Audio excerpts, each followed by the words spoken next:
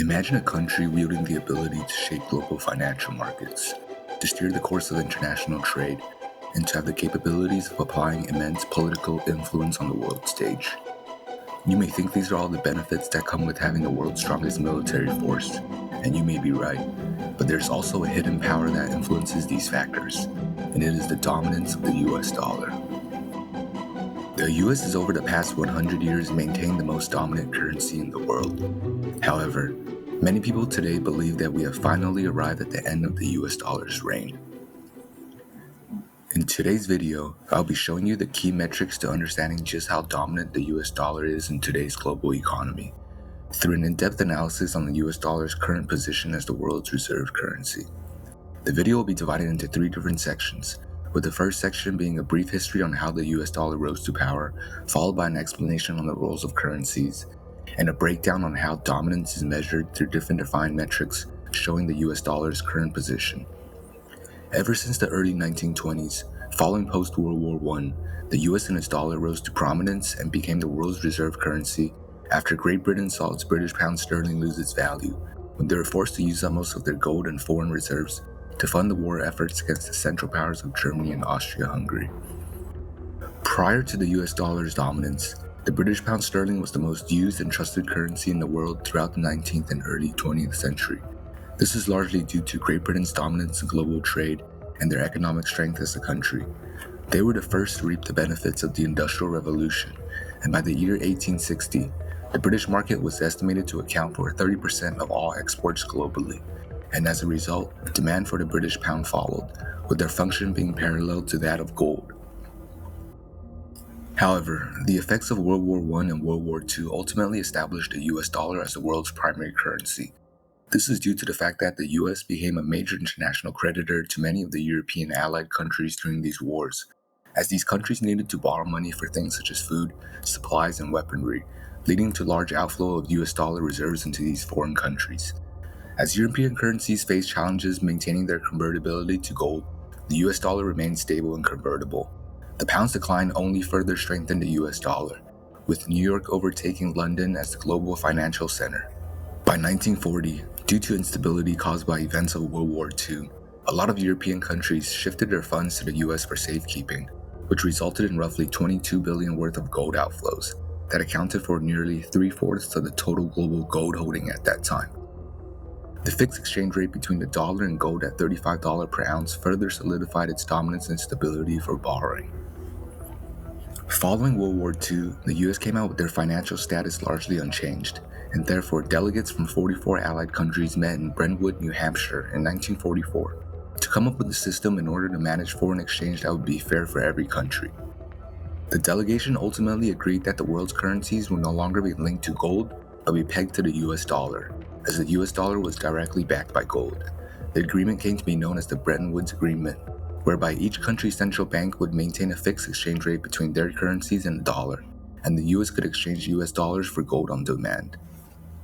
Looking back from today, although the US dollar has not had a smooth ride as the world's most powerful currency in the past 100 years, with major events that included President Richard Nixon going off the gold standard in 1971 and the global financial crisis in 2008.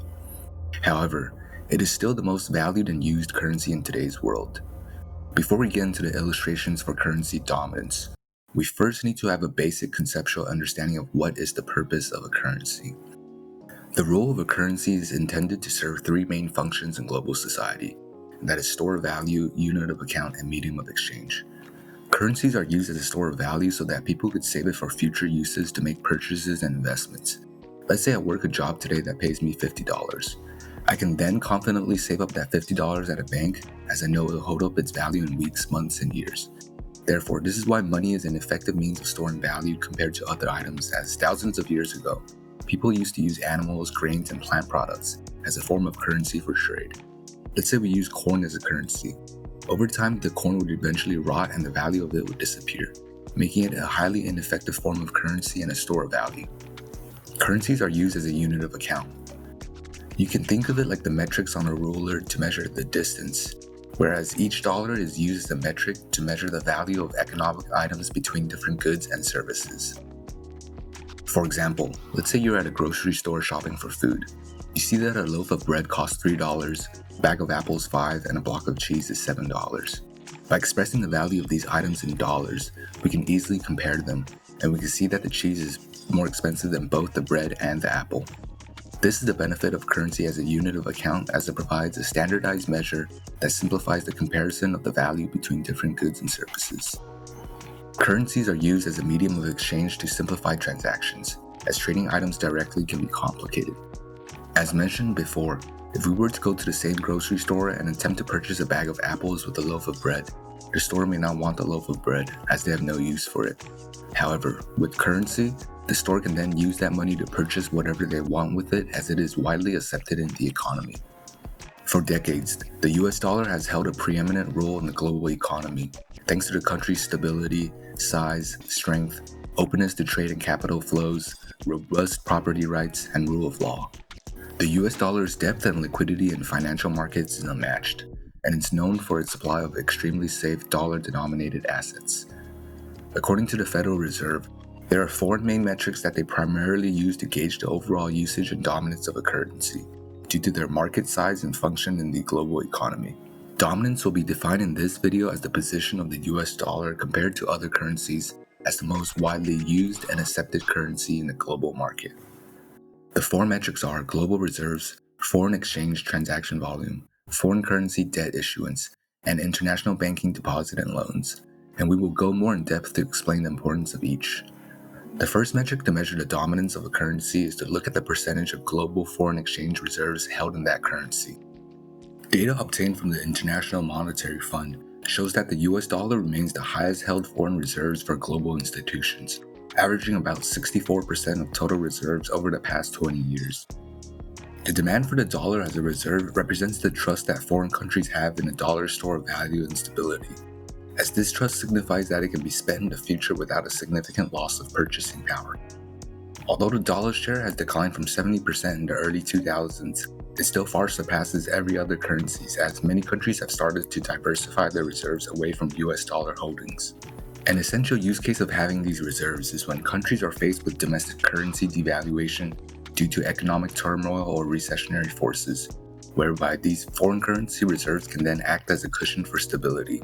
For example, in the East Asian financial crisis of 1997, Thailand's currency Thai baht was under attack based on the assumption that their economy was overvalued due to a number of concerns that included a slowdown of economic growth and a piling amount of debt that it has accrued from borrowing abroad. And thus, many speculators started to short the Thai baht on the foreign exchange market, as they believed the currency's true value was lower. In response, the Central Bank of Thailand began drawing from their $30 billion US dollar reserves in an attempt to defend its currency devaluation by buying up the Thai baht to maintain its exchange rate pegged to the US dollar. However, they eventually ran out of reserves, which resulted in the baht going to a free-fall state, leading to an unpegging with the US dollar and ultimately devaluation. This instance demonstrates the importance of having ample foreign reserves, as when a country is facing currency devaluation, it can draw on other currencies, such as the US dollar, to stabilize its economy by attempting to maintain its exchange rate in the foreign exchange market.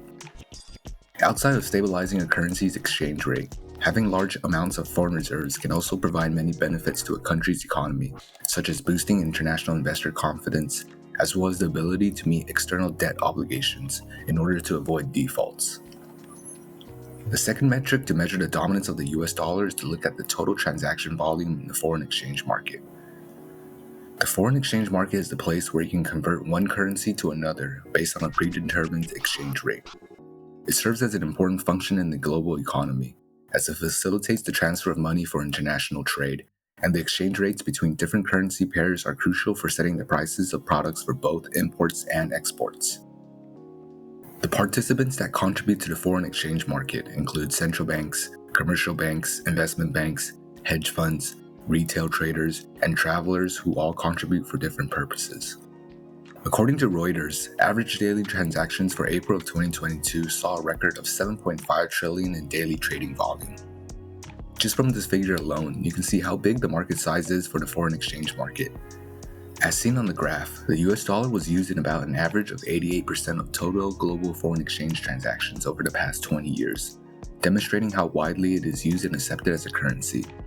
In contrast, The next highest currency was the euro, which saw 32% of total foreign exchange transactions. The percentage sum is totaled to 200, as for every transaction there are two currencies involved. The high volume of US dollars being traded indicates a high level of liquidity, which means that large amounts of dollars can be bought or sold without causing a significant change in its price. This makes it more appealing for individuals and institution participants, as it becomes less risky to hold dollars, fulfilling its role as a store of value. In addition, many commodities such as gold, oil, and other raw materials are also priced in US dollars, which allows it to serve its role as a unit of account, further reinforcing its dominance as a currency. The third metric to look at is the issuance of foreign currency debt, which is the debt issued by foreign companies and governments in a currency other than that of their home country. This is also known as a dollar bond. According to the World Economic Forum, in 2022, the total bond market was estimated to be about $133 trillion, with $51 trillion coming from the US market alone. The debt market, which is primarily the issuance of bonds by companies and governments, serves as an important function in the economy, as it allows them to fund new projects, make investments, manage cash flow, which all help in driving economic growth.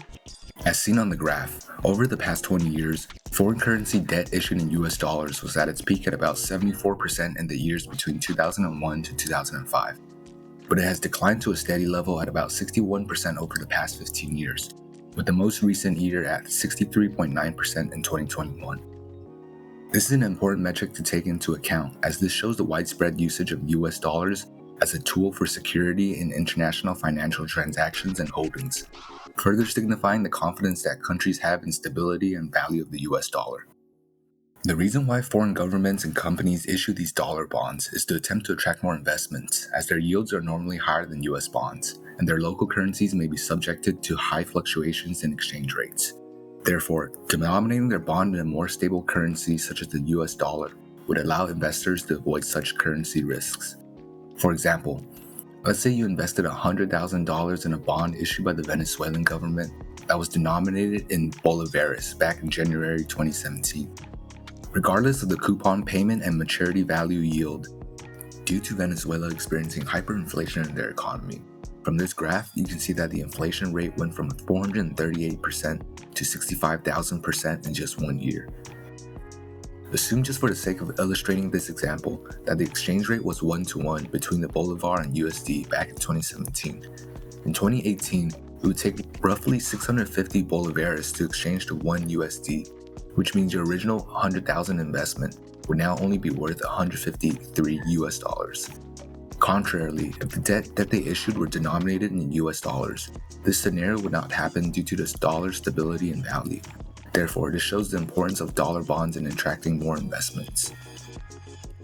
The last metric we will be looking at is the US dollar's prevalence in the international banking system, which consists of primarily loans and deposits.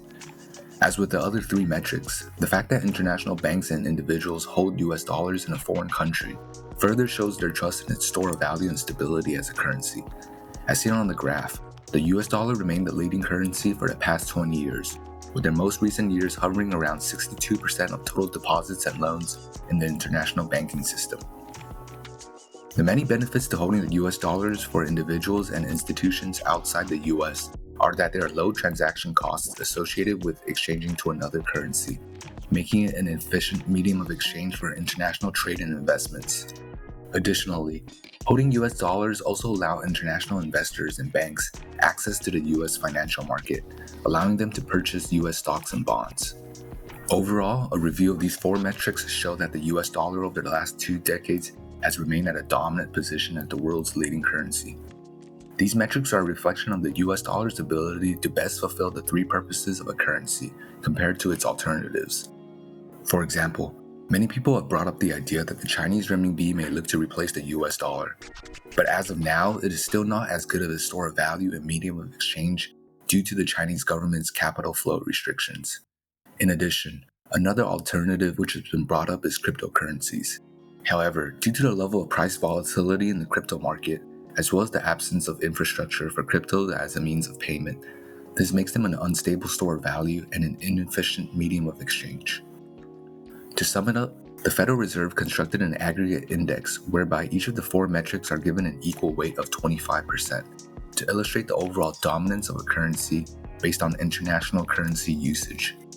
The US dollar leads all other currencies in usage and has remained at a stable level at about 75 since the global financial crisis in 2008. The next highest international currency usage is the euro, which has also remained at a steady level at about 25 over the past 20 years. One notable currency to notice is the Chinese renminbi, which has increased in usage since 2018 from about 0 to an index level of 3, but it still remains behind most of the other major currencies, with the Japanese yen and British pound at about a level at 7 and 8. When talking about the end of the US dollar dominance, we will have to pay attention to this particular graph, as this would only happen if we see a new currency overtake its place in this index of international currency usage. Whether this be the Chinese renminbi or another currency, it is hard to tell at this point. But if we were to go with the current trend, the end of the US dollar dominance would most likely only happen over a longer gradual period.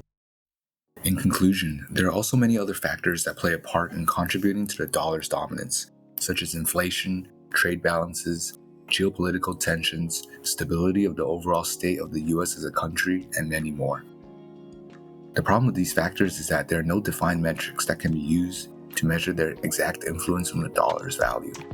Therefore, the metrics discussed in this video are our best tools for measuring the dollar's dominance in the global economy.